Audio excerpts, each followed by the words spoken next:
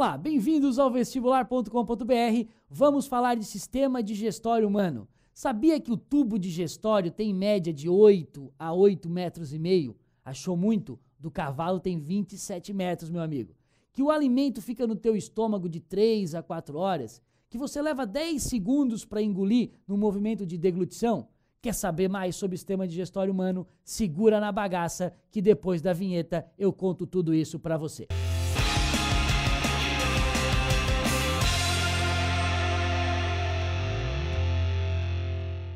O sistema digestório humano, ele é dividido em 3 partes.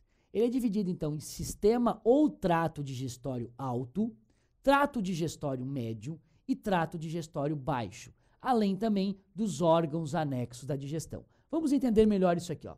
Então, a gente já falou na aula passada, lá na outra videoaula, que nós temos, então, um tubo digestório, beleza? Que ele inicia na boca, termina no ânus. Eu vou considerar sistema digestório alto ou trato digestório do tipo alto da boca, faringe e esôfago. Beleza? Então, boca, faringe e esôfago, os anatomistas consideram, então, tubo digestório alto.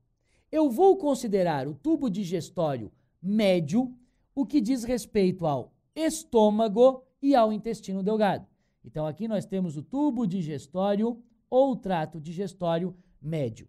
E eu vou considerar trato digestório baixo, então, o intestino grosso. Então, aqui nós temos o trato digestório baixo. Belezinha? Além do trato digestório alto, médio e baixo, nós temos o que nós chamamos, então, de glândulas ou órgãos anexos da digestão. E aí, nós temos a participação, vamos fazer aqui numa cor diferente para destacar, nós temos a participação, então, de um órgão chamado de fígado. Fígado. Ah, pessoal, por que ele vai entrar aqui? Tu já vai entender a ejaculação precoce. Presta atenção aqui, tá? Nós temos o fígado, temos uma vesícula presa a este fígado, a este órgão, chamado, então, de vesícula biliar. Vesícula biliar. E temos um órgão que fica parte atrás do estômago. Então, vamos fazer aqui, ó, pontilhado para a gente dar uma dimensão para ele aqui, ó. Que é o caso do pâncreas. Pâncreas. Belezinha?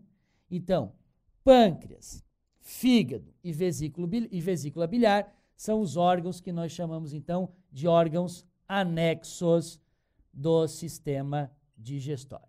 Beleza? Como é que vai funcionar a digestão? Vamos começar do início. Então, a digestão, ela começa onde? Na boca. Como que funciona a digestão na boca? Então, gente, vamos começar pela boca, obviamente, né? O que acontece na boca? A boca é o local de entrada do alimento. Então, o alimento vai entrar pela boca e ele vai sofrer, então, a primeira etapa da sua digestão, tá? Que tipo de digestão? Vamos representar aqui o alimento, então, entrando pela boca. Que tipo de digestão ocorre lá na boca? Primeiro, 2 tipos de digestões. Eu vou ter uma digestão mecânica. Então, na boca existe a digestão mecânica. Obviamente, esta digestão mecânica é efetuada pelos dentes e também pela língua. Ah, mas língua não mastiga. Ajuda na trituração do alimento. E estes dentes e essa língua, então, vão fazer o que nós chamamos de mastigação.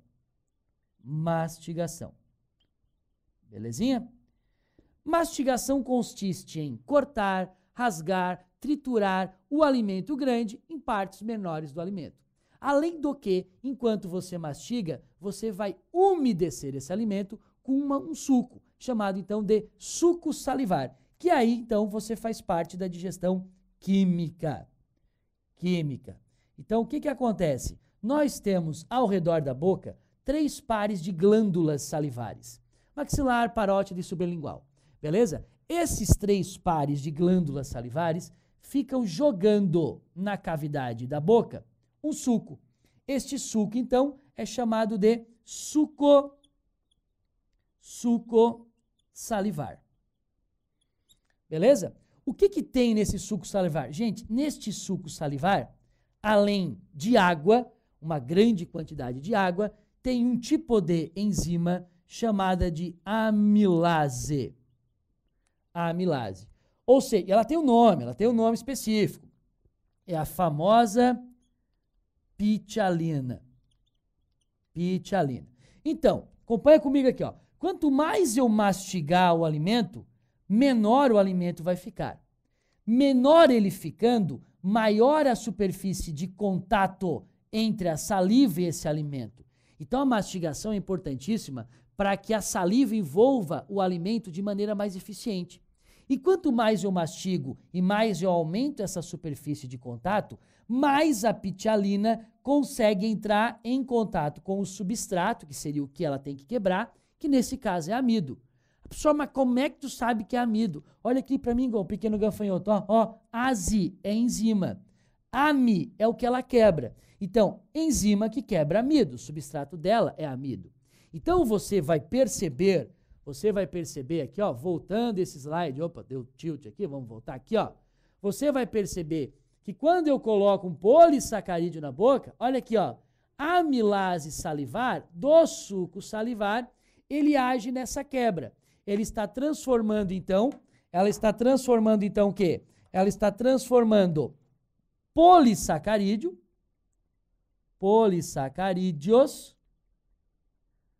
que nesse caso é o amido, ela está transformando ele em disacarídeos. Disacarídeos. Pode ser, por exemplo, uma maltose. Eu até posso já liberar uma ou outra glicose através da quebra desse amido, mas basicamente eu transformei polissacarídeo em disacarídeo. Então, nem de perto a digestão acaba na boca. Ela é importantíssima, mas nem de perto ela vai finalizar na boca. Beleza? Outra coisa que é importante nós lembrarmos das nossas provas é os nossos dentes. Né? Os nossos dentes, nós temos duas dentições. A dentição da infância, dente de leite, a gente tem em média 20 dentes, e a dentição adulta, que a gente tem em média 32 dentes. Professor, eu só tenho 15. Você está com problema na sua arcada dentária, meu amigo. Andou comendo muito açúcar, andou não escovando o dente, porque em média a gente tem então 32 dentes na fase adulta, beleza? O vestibular algumas vezes já cobrou, por exemplo, as partes do dente, uma vez que ele é importantíssimo para o processo de digestão mecânica. Então você tem a parte de baixo aqui, ó, que nós chamamos de raiz. Raiz, beleza? Nós temos uma parte superior aqui, ó, que nós chamamos de coroa. Então, esta parte da raiz, obviamente, fica introduzida num tecido chamado de gengiva. A parte da coroa, ela fica exposta. A parte da coroa, ela é dividida em 3 partes, né? Então, a coroa aqui, você vai encontrar o esmalte,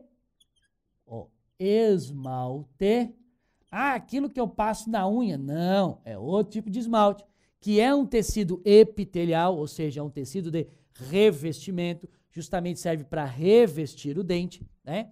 Nós temos, então, a polpa, nós temos, então, a dentina, que fica mais no interior do dente, abaixo, então, do esmalte, e lá dentro nós temos a polpa do dente. A polpa do dente. Tanto a dentina quanto a polpa são formados de tecidos conjuntivos, né? O esmalte, então, é um tecido epitelial, beleza? Outra coisa importante que a gente não pode esquecer na boca é o seguinte: quando o alimento chega na boca, ele vai ser chamado de bolo alimentar. Bolo alimentar, beleza? Então, a mistura da mastigação com a saliva forma uma massa chamada de bolo alimentar. Outra coisa importante, este bolo alimentar está envolvido no meio de pH ligeiramente ácido ou neutro. Gira em torno de 6,8 a 7, eu vou botar 7 para o aluno não se confundir, beleza? Então, o pH da boca, ele é neutro, beleza? Professor, caiu na minha prova ligeiramente ácido, tá certo, 6,8 é ligeiramente ácido. Por que é importante que ele seja ligeiramente ácido ou neutro? Lembra que as enzimas são tipos especiais de proteínas e que alguns fatores agem no funcionamento dessas enzimas. Temperatura, quantidade de substrato e um outro fator é o pH. Então, a amilase, ela só funciona em pH neutro. Beleza? Caso contrário, ela não vai funcionar. Tranquilinho? Então, na boca, eu tenho mastigação mecânica, amilase química, o alimento é chamado de bolo alimentar e o pH está em torno de 7.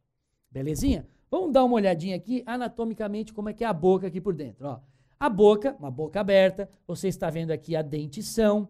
Esta região aqui, ó, é a língua,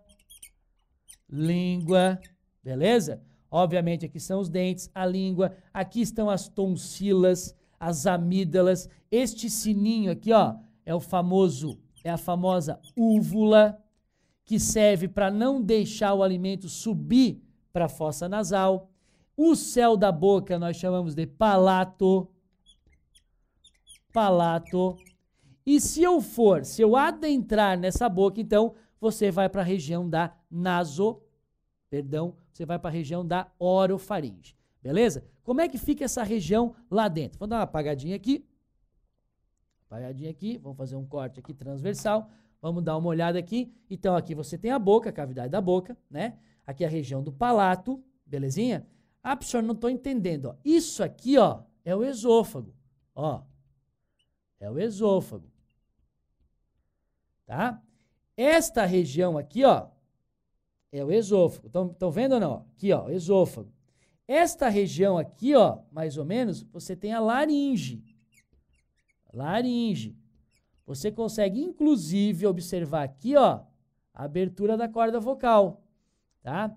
Esta região aqui, ó, então é a faringe. Aí você tem aqui a região da boca. E aqui, então, a região das fossas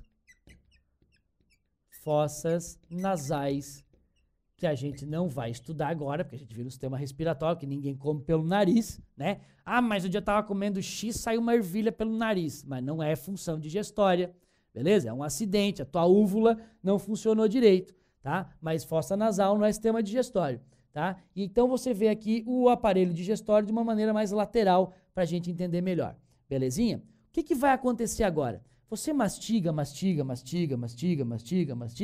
e aí a língua faz um movimento contra o céu da boca. Ou seja, você empurra esse alimento para a faringe, que vai ser empurrado esse alimento, então, para o esôfago. É muito importante a gente lembrar que o esôfago faz o que a gente chama de movimentos peristálticos. Então, o esôfago é um tubo que liga a faringe ao estômago, ok? E quando ele está com o alimento, ele empurra esse alimento para baixo.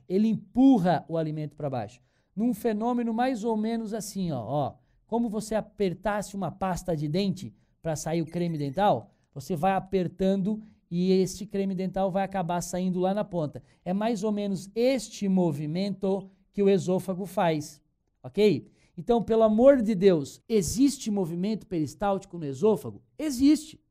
Existe o peristaltismo aqui. Porque o alimento não desce por ação da gravidade.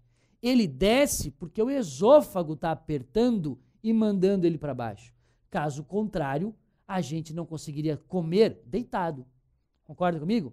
Então, o esôfago é um tubo digestório, tá? Um tubo muscular liso que tem, sim, o fenômeno do peristaltismo. Beleza? O que vai acontecer? O alimento, então, vai chegar no estômago. O que acontece no estômago, então? Bora lá para o estômago para dar uma olhada. Vamos dar uma olhada agora no que acontece no estômago. Então, o alimento, o bolo alimentar, desceu pelo esôfago, chegou no estômago. O que vai acontecer com este bolo alimentar no estômago? Primeiro, digestão mecânica. Ou seja, o movimento peristáltico do estômago vai envolver este alimento com o processo químico, que é a liberação de suco o quê? Gástrico. Então, o que vai acontecer? As próprias células estomacais vão começar a liberar em cima do alimento, ou seja, na cavidade gástrica, um suco, chamado então de suco gástrico. À medida que esse suco gástrico é liberado e à medida que o peristaltismo vai ocorrendo, então esse suco gástrico envolve o alimento e vai passar a fazer então a digestão química. Professor, o que tem nesse suco gástrico? Neste suco gástrico tem ácido clorídrico e uma enzima inativada chamada de pepsinogênio. Então, o pepsinogênio está na sua forma inativa. Professor, mas por que inativa? Está dormindo, não quer trabalhar, não faz nada. Mas por quê, professor? Porque ela tem que ser ativada, alguém tem que acordar ela. Quem é que acorda ela? À medida que o pepsinogênio vai entrando em contato com o ácido clorídrico, então o ácido clorídrico vai acordando o pepsinogênio, vai transformando o pepsinogênio numa forma ativa, chamada então de pepsina. Então, você vai transformar o pepsinogênio em pepsina, na sua forma ativada. Professor, mas para que isso? Para que toda essa confusão? Pô, jogue ela de uma vez na forma pepsina. Por que tem que esperar ativar? Seja prático, seja prático. Joga direto, professor, seja prático. Acontece que a parede estomacal, ela é musculatura. Ela tem músculo. E músculo tem proteína. E a pepsina é uma protease. A pepsina é uma protease. Então, corre-se o risco da pepsina digerir a própria parede estomacal. E isso não é legal. Beleza? Então, eu libero ela na forma inativa e ela vai ativando em contato com o HCl. O que acontece? Isso faz com que o pH do estômago seja entre 1 e 2, vamos botar 2 aqui. Então, é um pH extremamente ácido. Professor, pH 2 é muito ácido. Muito ácido mesmo. Se botar no braço, derrete tudo. É isso aí. Tem um poder de corrosão muito grande. Ah, então por que o meu estômago não furou? Teu estômago não furou porque você tem uma película protetora, um muco de proteção. Este muco é chamado, então, de mucina. Mucina, que acaba protegendo o estômago dessa acidez grande do suco gástrico. Beleza? Professor, mas por que tem que ser tão ácido assim? Qual é o problema dele? Para que não dá para ser um meio termo, um 4,5, um 5. Você tem que entender de novo, a pepsina, ela age bem em meio ácido. Então o meio tem que estar ácido. Além do que, é legal que o pH do estômago seja ácido, porque ele acaba tendo uma função bactericida. Bactericida. Então é uma função imunológica. É imunológica. Quando você come o alimento não está estéril. Então tem bactérias envolvidas nesse alimento. Então é legal que a bactéria bata num suco gástrico desse para a gente dar uma fritadinha nela. Então ele tem uma função bactericida, elimina muitas bactérias. Inclusive ele faz parte de uma barreira física lá do sistema imunológico, beleza? E uma outra função dele ser assim ácido é porque ele vai ter uma função desmineralizadora. Alisadora. Então ele vai ajudar na retirada de sais minerais, beleza? Outro detalhe, o alimento, quando estiver envolvido, então, com o suco gástrico, ele não é mais chamado de bolo alimentar, como ele sofreu um processo de quimificação, ele é chamado agora de quimo. Então, o alimento no estômago passa a ser chamado de quimo. Então, gente, você percebe que lá no estômago, olha aqui, ó, lá no estômago, eu não mexo no amido que veio da tua comida, não mexi no amido, só mexi na boca, e na boca eu quebrei daqui até aqui. Eu vou simplesmente quebrar a proteína, que eu só tenho pepsina. Então eu vou quebrar a proteína daqui para cá. Então você percebe que eu já passei por 2 etapas da digestão e eu só quebrei daqui para cá e daqui para cá. Falta quebrar daqui para cá, daqui para cá, daqui para cá, daqui para cá. Falta quebrar coisa pra cacete, beleza? E eu só tenho 4 etapas da digestão. Eu já tô na metade e eu só quebrei 2 partezinhas. Tranquilo? Agora o que vai acontecer? Agora este alimento, o quimo, vai se deslocar para o intestino delgado. O que vai acontecer no intestino delgado? Dá uma olhadinha aqui comigo. Então, gente, agora nós vamos chegar no intestino delgado, a terceira etapa da digestão e disparado a mais importante. Tu já vai entender por quê. Não é à toa que o intestino delgado tem aproximadamente ali 8 metros de comprimento. Desses 8 metros, aproximadamente aí 30 centímetros são de duodeno, a primeira porção do intestino delgado. Os outros 7,7 metros, vamos arredondar dessa maneira, são de jejum e ilho. Professor, mas só 30, só 30. O que acontece no duodeno? Praticamente tudo. Tudo que falta quebrar, olha aqui a tabela comigo. Eu comi um alimento que tinha polissacarídeo, proteína, lipídio e DNA. Ele já passou pela boca, da boca quebrei daqui para cá. Ele já passou pelo estômago, o estômago eu quebrei daqui para cá. Ele está na terceira e última parte da digestão, última que tem digestão propriamente dita, que tem quebra. E ainda falta quebrar daqui para cá, daqui para cá, daqui para cá e daqui para cá. E toda esta quebra vai ocorrer no duodeno. Então, o duodeno é responsável por uma digestão importantíssima. Vai ser uma quebradeira só. Vai quebrar tudo quanto é alimento ali no duodeno. Quando o alimento estiver saindo do duodeno, já está tudo quebrado. Tá, pessoal, se já está tudo quebrado, para que mais 7,7 metros? Justamente para nós fazermos agora a absorção. A absorção. Ou seja, e já está tudo quebrado, eu já tenho mono, aminoácido, glicerol, base nitrogenada, está na hora de absorver. Então, esse processo, como é lento, essa saída do aparelho digestório para o sangue, como é lento, eu preciso de uma quantidade, de um espaço enorme para absorção. Beleza? Então, basicamente, no duodeno, digestão, no jejum e no ilho, a absorção. Se no duodeno vai ocorrer a digestão muito ampla, ele precisa receber qualquer tipo de enzima. É para isso, então, que ele conta com a ajuda do pâncreas, do fígado, da bile e dele próprio. Porque isso aqui é o duodeno. Tá? O jejum e o ilho estão lá embaixo. Então, o que acontece?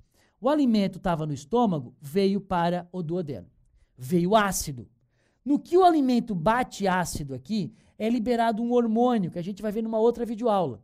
E esse hormônio estimula o suco pancreático a liberar bicarbonato. Bicarbonato vai alcalinizar o pH do duodeno. Então, o que acontece? O pâncreas vai liberar no duodeno o suco pancreático. Suco pancreático.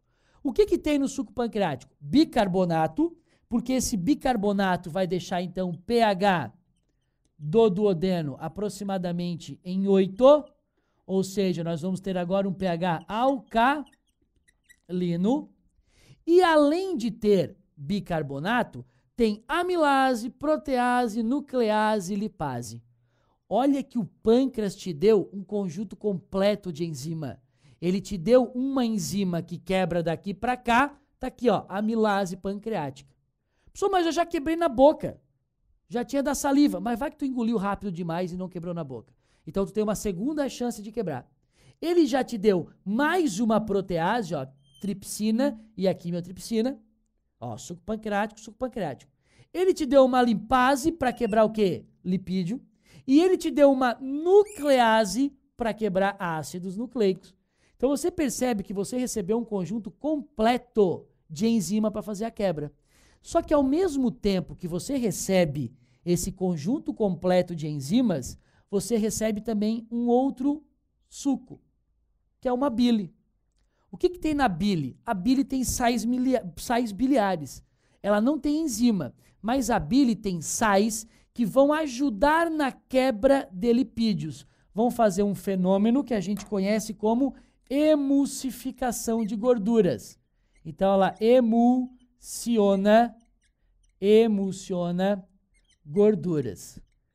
Tipo assim, ela não quebra a gordura, mas se você não tiver bile, você não consegue quebrá-la, porque a bile transforma a gordura em gotículas minúsculas que podem ser envolvidas pelas lipases e as lipases então conseguem fazer essa quebra da gordura. Belezinha? Muito bem. Joguei emulsificante de gordura, joguei um pool completo de enzimas, só que agora, o que acontece? Quando eu joguei suco pancreático e bile, eu quebrei até aqui, ó, disacarídeo, oligopeptídeo e nucleotídeo, concorda? Então, eu quebrei até a penúltima parte da digestão. Falta quebrar o final, falta a finaleira, falta acabar com a digestão, encerrar ela. É aí, então, que entra o suco entérico. Quem é o suco entérico? É um suco produzido pelo próprio duodeno. Então, as células do próprio duodeno produzem esse suco. E esse suco é jogado no duodeno mesmo. E lá neste suco tem o quê? Tem as enzimas finais. Ou seja, eu vou ter as peptidases, ó, peptidases, que vão quebrar aminoácido. Eu vou ter as disacaridases, ó, disacaridase, lactase, sacarase, maltase, que vão transformar em monossacarídeo.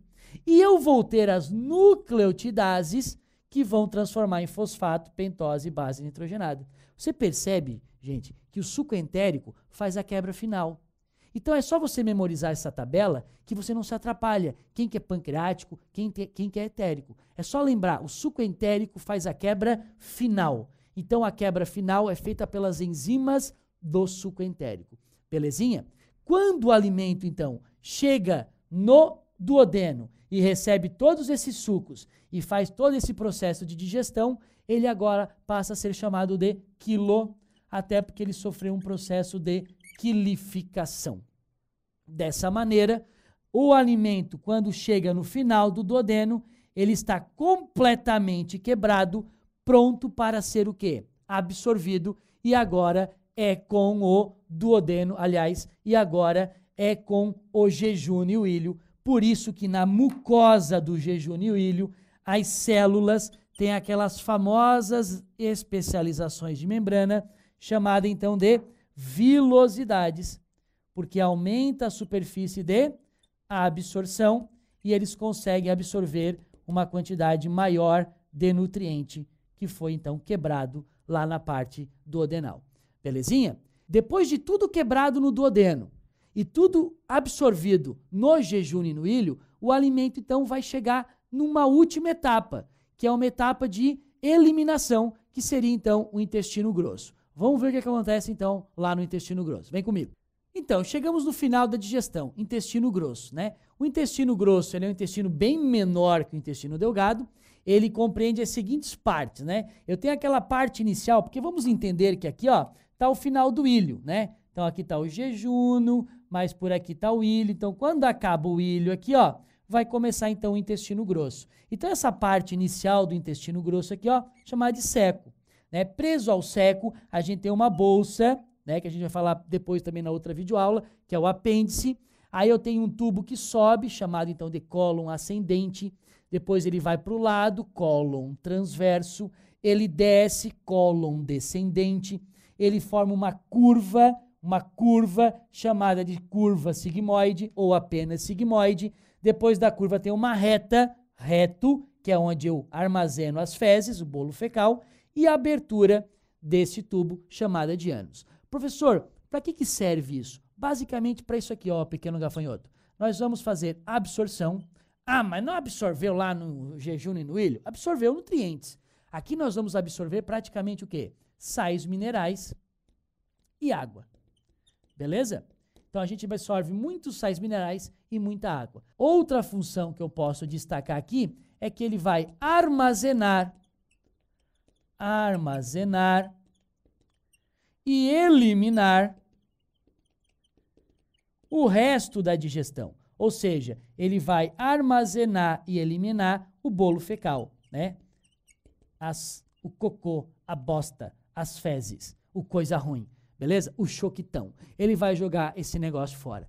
E tem uma outra função, porque convém nós lembrarmos que isto aqui está cheio de bactérias, a famosa bactéria da nossa flora intestinal normal. E estas bactérias,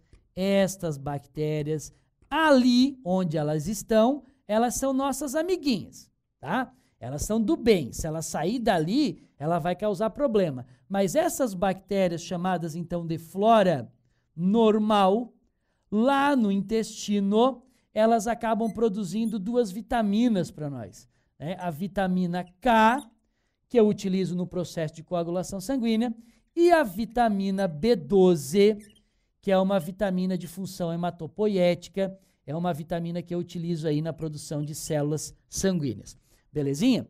Então, basicamente, esse é o nosso sistema digestório. É uma aula um pouco longa, mas está bem detalhada, beleza? Espero que eu tenha ajudado vocês. Até a próxima videoaula. Beijo na alma. Fui!